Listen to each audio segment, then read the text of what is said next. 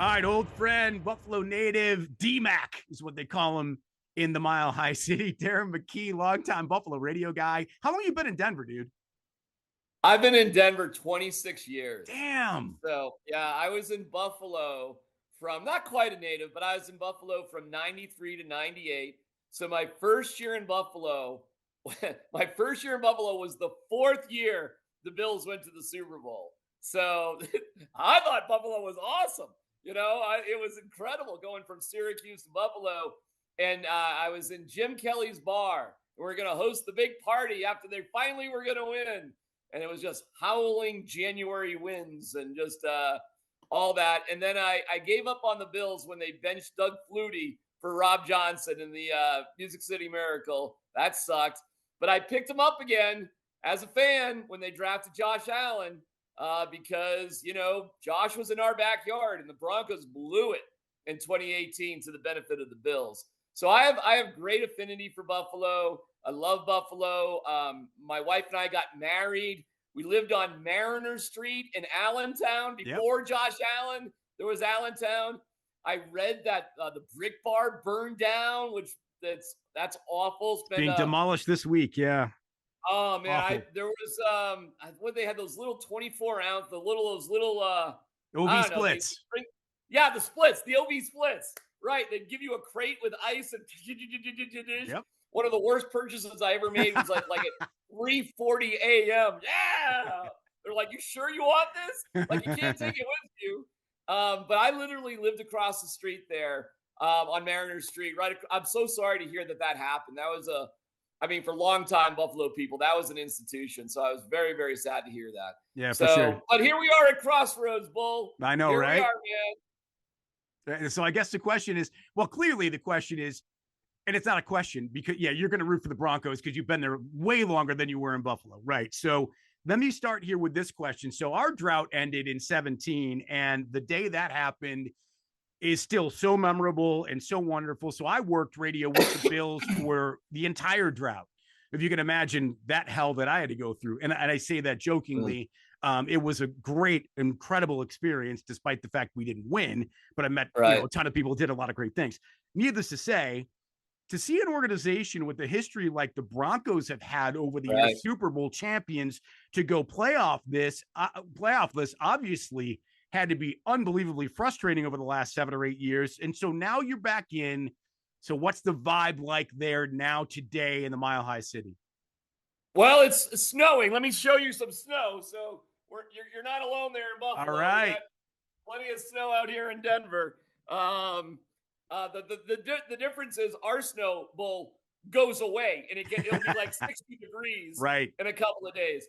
But that I always thought that was a bunch of crap, that people hated on Buffalo for those types of reasons.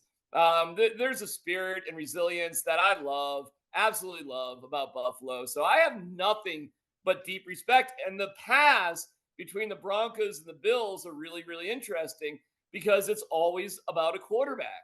And this broke my heart in 2018. Broke my heart that the Josh Allen, I was at his pro day, I was up in Laramie. He's right up the street. So we knew about Josh Allen here in Colorado way before anybody else.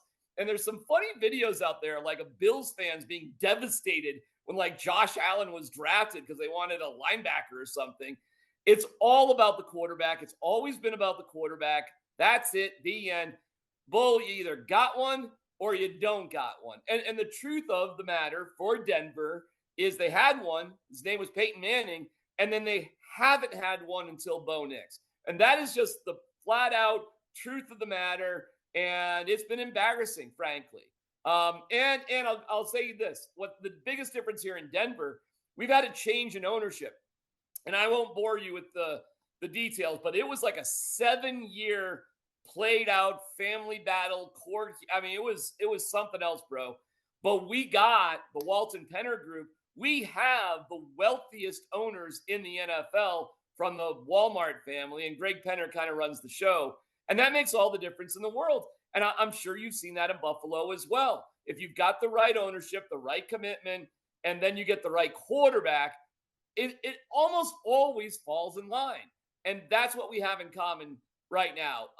But all the pressure is on the Bills. You guys know that, right? It's the Broncos house money, bro. We weren't supposed to be here. Rookie quarterback, horrible cap space because of the Russell Wilson deal. The Broncos should not be in the playoffs. And here they are. And trust me, if you listen to any of the sports talk radio here in town, and anybody that's a hardcore football fan, and even online and social media, I think people are nervous about this game. Let's talk too about back to Denver, and this goes to the old Belichick Brady argument, right? How much of this team's success is the coach, and how much is the quarterback? A lot's on the coach. We had some horrible coaches before.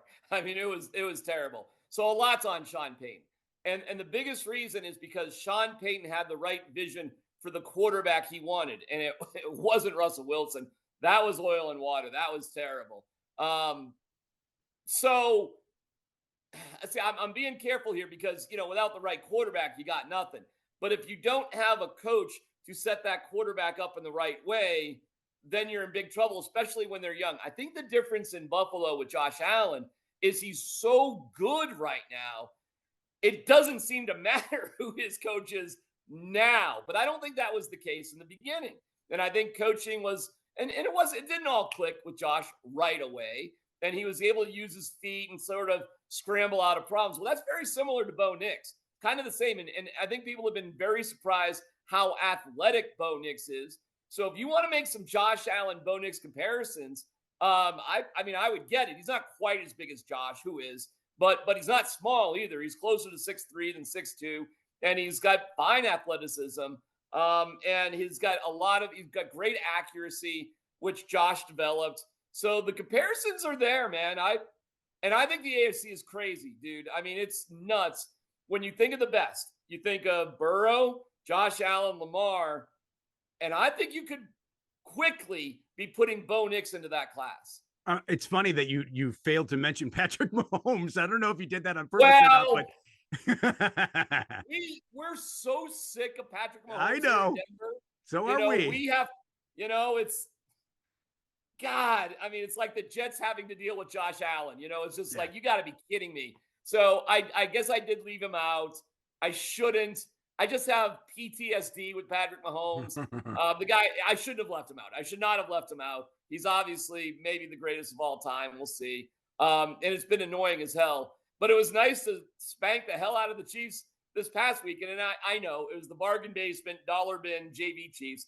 I get it. I get it all. But this is what should make Bills fans nervous. This is what should make you nervous. You realize those were still NFL players. That was still Andy Reid. I get it. You were always going to lose, but you were going to lose like that. And then there's other guys on the Broncos that people probably aren't aware of. You're probably not aware of Jonathan Cooper or Nick Bonito, maybe. You probably know Pat Surtain, but you probably don't know Riley Moss or Brandon Jones, or the fact that John Franklin Myers from the Jets is now on the Broncos. And the defense for the Broncos has been, it's been unbelievable for the most part this season.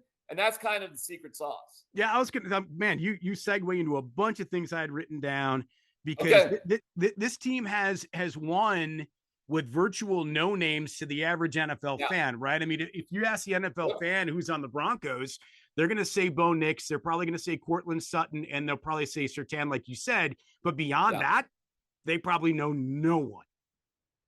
No, I'm sure there's not a lot of like Nate Adkins, halfback, fullback, tight end fans out there, Adam Troutman. And, the Broncos actually got they have a big hole at tight end. That's kind of like, the sort of thing, but they've had no choice. They've had to use young players.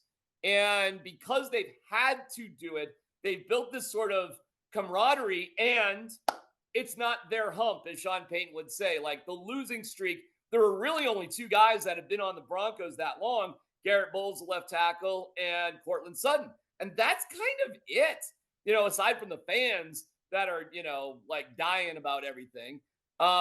So listen, you should be, and you did lose to the Broncos somehow with Russell Wilson last year because you couldn't count. 12 guys on the field isn't allowed. And it's like, we still can't believe the Broncos won that game.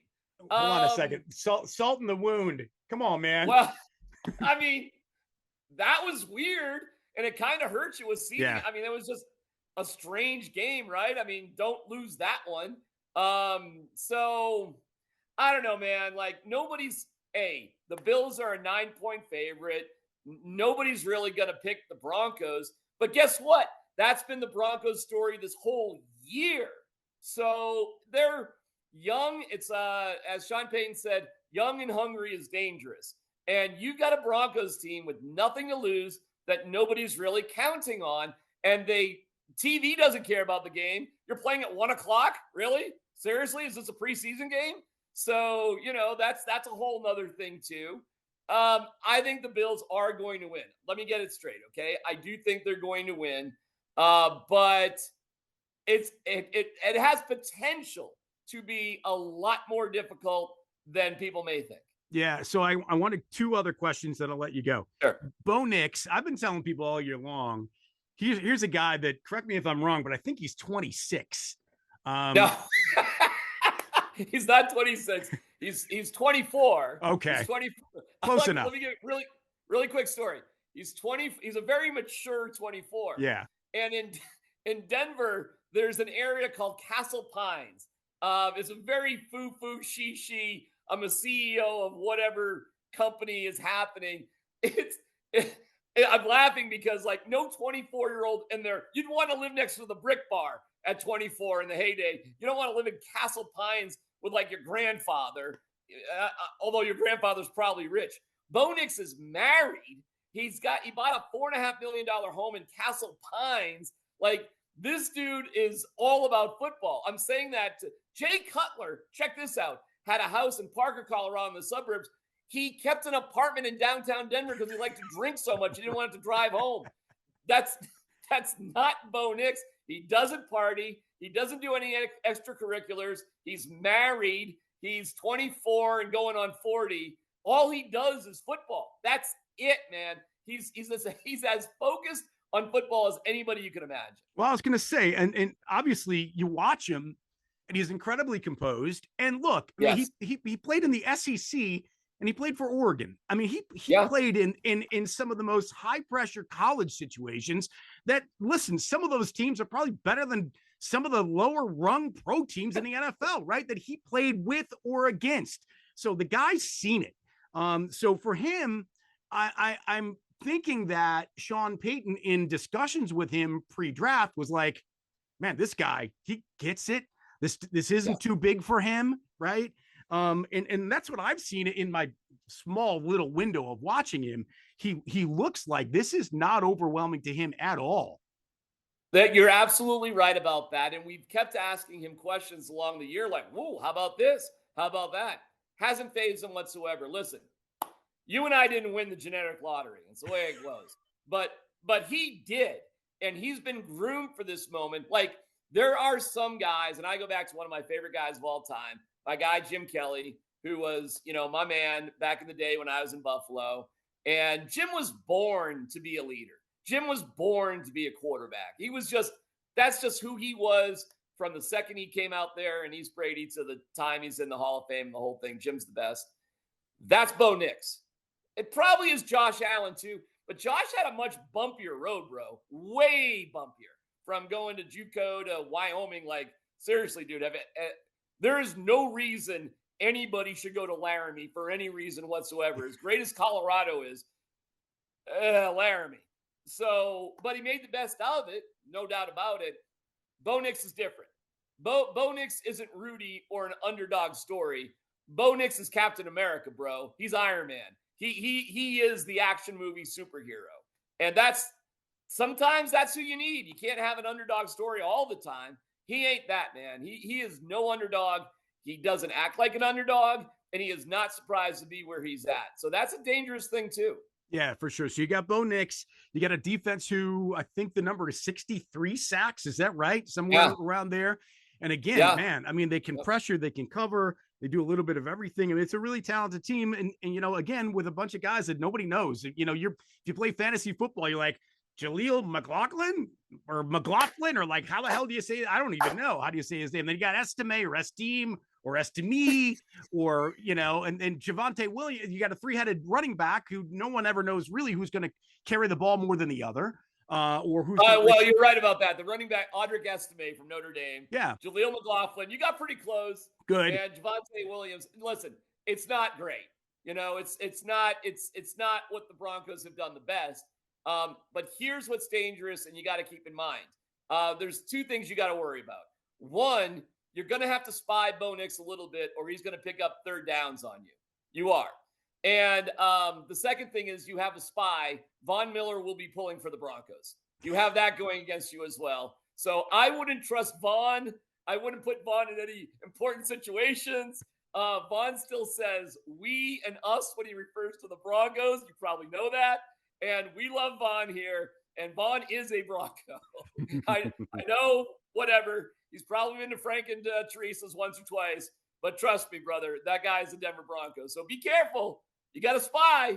You got a spy in your midst this week. All right. Well, we are looking forward to the game. I mean, obviously, it's one and done for everybody. And the Broncos looks like they're going to be very much up for the challenge and one of the hardest places to play, as you know, in the entire league. So, Hey, can I ask you a question real quick? Of course, quick? Yes. What do people think? And I'm going to guess they like it. I'm going to guess because of the spirit of Buffalo. Building a new stadium that does not have a retractable roof. I know it has the overhang and the heat of this and the heat of that, but not a retractable roof. How overall is that like why not make a retractable roof and then you can, whatever. So I am curious what the thinking is with that. I mean, I think you're going to get different arguments from different people every day about the new stadium. I was a guy that wanted it downtown the whole time. I wanted downtown. I wanted it in the hub, but everyone's like, oh no, where are we going to tailgate? Wait, right. There's no parking lots. How are we going to tailgate? That's what we're known for. That's Bill's Mafia, is tailgating. If it's downtown, where are we going to tailgate? Oh, so hey, by the way, that's a real concern because that is the story with the Broncos stadium. Sure, it is downtown, and the tailgating is, everybody thinks they have the best tailgating, and I was in Buffalo for 6 years, so I roll my eyes and I'm like, yeah, it's cute what we have here. But you're right, they're not wrong about that. I know they're not wrong. The degree of superiority in tailgating in Buffalo is actually, it's not a joke. It is way better than, anywhere I've ever seen. Yeah, it's off the charts for sure. But, back to your question.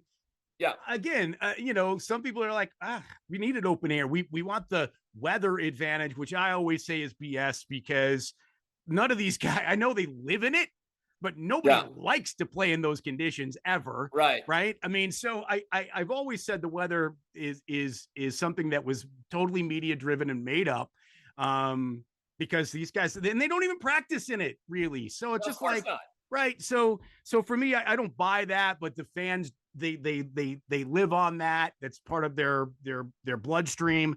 So you could go back and forth. You could have one guy sit next to another at fill in the blank bar in Buffalo, and one guy's going to want a dome and the other guy's not. So, okay. I did it. We would do it as radio stunts. Oh, we're going to go down there and shovel. And, I remember going down there to shovel and it's, like, oh, rah. It wasn't rah-rahs. People that needed $10 an hour. That's who it was made up of. I don't know if that's changed, but that's the way it used to be. And I guess you have solved that problem with the overhang. But I mean, do people in Buffalo understand Josh Allen would be way more effective when the conditions are good? Right. I mean, like, it serves him better. So he does play well in bad weather, admittedly. He does because he's incredible. And listen, there's something to be said the fact that he grew up in Laramie or he played in Laramie. And all that. I guess, whatever. You're not going to put a dome on it now. It is what it is. But you're not, but to your point, even for future, and this is for another total other podcast, but like for future, if you ever wanted to host a Super Bowl or a Final Four or anything like that, you're never. You want Taylor Swift to come in February for 80,000 people? Right. No, I guess not. Yeah. Right. I guess exactly. You want to host an NCAA tournament? I mean, I guess not. I guess you don't want those things. Right. So, it is what it is. And look, the stadium's going to be absolutely gorgeous and it's going to be fantastic. Yeah. Oh, yeah. It is fun to watch being built. every single day and watching everything happen. And it's way bigger than Highmark is. It's going to be cool when it's said and done. And I think people are going to love it in the end. And then, once people do experience it, all of the naysayers, maybe like a guy like me, who wanted it somewhere else and maybe designed differently, will be okay with it. I'm already okay with it. I've gotten over it, but I think everyone's excited about it. And I think next year is going to be really exciting, especially when we're raising that banner up in Highmark Stadium in that last year of it before we move into the new one. Well, listen, bro, all right, I'm pulling for the Broncos. I am. I've been here much longer and cover the Broncos and all that. But I'm going to tell you, if the Broncos can't get past the Bills, nobody's going to be pulling for the Bills more than yours truly. And yes, I do think a Bills-Lions Super Bowl would be the most epic Super Bowl of all time. And I'm sure there's been plenty of conversation about that too. And the most appropriate, knowing where Ralph Wilson was from, knowing that the original Bills uniforms were in the Lions colors. A lot of people don't even know that. The first Bills uniforms were silver helmets and powder blue jerseys. Most people don't know that, but it's a thing. So how epic in terms of storylines would this be aside from the football? It's crazy. It sets up perfectly. Sorry to interrupt. Yes. I'll give you one last piece of bad karma before I leave for you in Buffalo. Do you know who the Bills are named after? Wild Bill Cody. Do you know where he's buried? Denver. My man. Beautiful talking to you, D-Mac. Hey, tell people where they can see you on social media and all that good stuff and listen to you with your podcast and stuff. It's the podcast. If you look on YouTube for D-Mac, D-M-A-C, or Kill You With Truth, that's where it's at. And I'm on Altitude Sports Radio 92.5 every weekday from noon to 3 here in Denver, Colorado. I've been out here for 26 years. So I spent third grade in Steamboat, and then my parents moved back. So I throw it in there in the mix. But since out here since 99. And but my heart remains in Buffalo. And every time I hear somebody talking crap about Buffalo, I'm quick to throw out, Hamburg, North Tonawanda, Cheektowaga. Like, what are we talking about? Williamsville, Transit Road. We're talking about the Scojaquida, the big blue water tower. God bless you. I shut them up immediately when they think they know something about Buffalo. God bless you. So I love Buffalo. I love my time there with Van Miller and John Murphy and those great broadcasters, and my guy Carl Russo and Shredden Reagan and you. So it's I got a lot of heart there in Buffalo. So best of luck this weekend. But whatever you do not take the Broncos lightly. We won't, and we're not. One big thing. That's for sure. We appreciate you, brother. See ya. Talk to you.